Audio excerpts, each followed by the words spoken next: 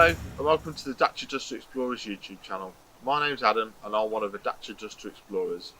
In these videos you'll see myself and other explorers driving green lanes, commonly known as the hobby of green laning. Some of these lanes can be easy, some can be incredibly difficult if not dangerous, but all offer a beautiful feeling of escapism. If you have any doubt about the green lane you're driving, get out and walk the lane first, making a mental note of places to turn around a period and thinking about strategies to overcome difficult sections, because reversing after a failed attempt to get along the lane can be incredibly difficult and very risky. We abide by the Green Lane Association Glass Code of Conduct for driving these lanes and respect all others using the lanes, including horse riders and walkers, as we all have a part to play in keeping these routes open for everyone.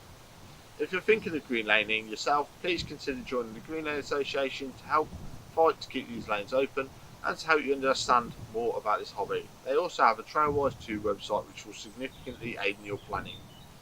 Please don't forget to like and subscribe to the YouTube channel to get updates on new videos and check out our previous massive video collection.